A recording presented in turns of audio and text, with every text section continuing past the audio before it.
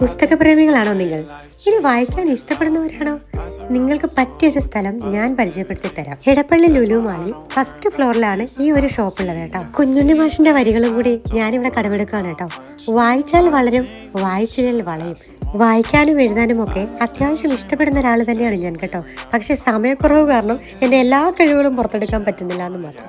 വായന സമ്മർദ്ദം കുറയ്ക്കാനും മാനസികാരോഗ്യം മെച്ചപ്പെടുത്താനും അതിനോടൊപ്പം തന്നെ ഓർമ്മശക്തി ബലപ്പെടുത്താനും നമ്മളെ സഹായിക്കും. എൻ്റെ പേഴ്സണൽ ഫേവറേറ്റ് ആയിട്ട് വൈക്കം മുഹമ്മദ് ബഷീറും മാധവിക്കുട്ടിയാണുള്ളത് കേട്ടോ. മാധവിക്കുട്ടിയുടെ രചനകൾ ഇപ്പോഴും വായനക്കാരെ സ്വാധീനിക്കുന്നു. സ്ത്രീകളുടെ പ്രശ്നങ്ങളെക്കുറിച്ചും ആഗ്രഹങ്ങളെക്കുറിച്ചും ഒക്കെ തുറന്നു സംസാരിക്കുന്നതിൽ അവരൊരു മാതൃകയായി കണക്കാക്കപ്പെടുന്നില്ലേ. കൂടാതെ തന്നെ അവരുടെ രചനകൾ നിരവധി ചർച്ചയ്ക്കും സംവാദങ്ങൾക്കും വഴിതെളിച്ചു. ഇത് കണ്ടോ, റിച്ച് ഡാഡ് പുവർ ഡാഡ്. എനിക്ക് ഒരുപാട് ഇഷ്ടപ്പെട്ട ടെക്സ്റ്റുകളിൽ ഒന്നാണിത് കേട്ടോ. സാമ്പത്തിക വിദ്യാഭ്യാസം മെച്ചപ്പെടുത്താൻ ആഗ്രഹിക്കുന്നവർക്കുള്ള ഗ്രന്ഥം കൂടിയാണിത് കേട്ടോ.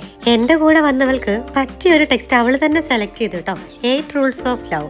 അവൾ എൻ്റെ അടുത്ത് പറയാം, നീ എന്നെ ഒരു കണ്ടന്റ് ആക്കല്ലേ, നീ നിന്റെ രീതിക്ക് പൊയ്ക്കോ എന്ന് പറഞ്ഞു. പക്ഷെ പറ്റില്ലല്ലോ, നമ്മളെ കൂടെ നമ്മൾ കാണാൻ വന്നപ്പം എന്തായാലും ഒരു പണി കൊടുക്കണമല്ലോ.